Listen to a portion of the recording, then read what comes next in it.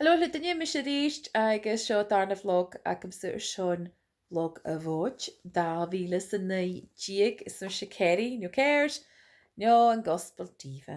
Oh well, ha mi fast clecht dí sin am sin cuiú. Ha mi sé gochaich ar sin na bhóid an imime dochtdóid agus ha mi tíoch ar sin sealtain in nu gáin dhéine na gáin na hacamsa ar sin na ggóchaigh ar sin na bhóid.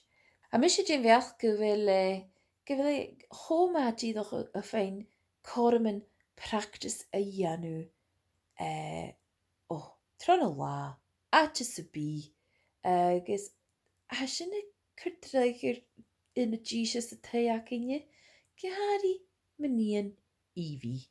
Han cánaí a gráúm sa mam dúntachab, nó mam scúsin, statsin, statlische, chanil céinam, agus tíadach tíú saichin nó glánig an tathe.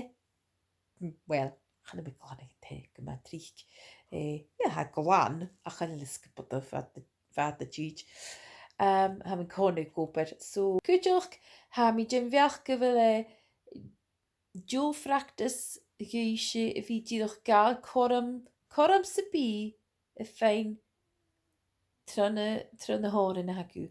Ha tóra òrain acham sa riam sa chu so ha mi dynú practis an áte sa bí.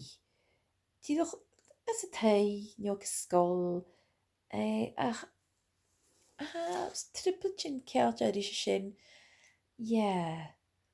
chanile má uan tí go bhí sé crimach an bice. Ha crimach an bice díra go tínaach. Nuair had nam cheann éad mí dín. Díra bicin de mórta réits orm sa mis swintin.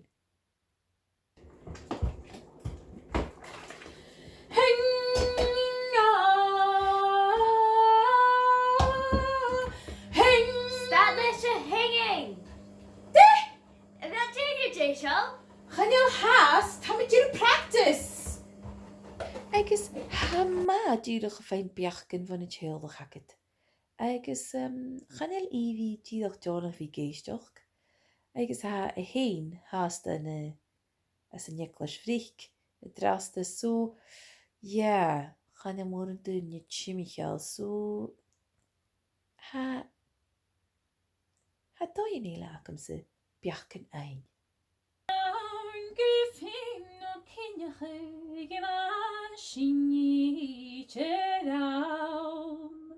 Dan gushilig faweg aan een machtige na Frank. Dit werk. Kerst. Ach, cúiú sin na gáin na dóin nacham sa tíocha seáta gaibh cimar hamise a gulchaigh ar sin na bhóid. Tíad as?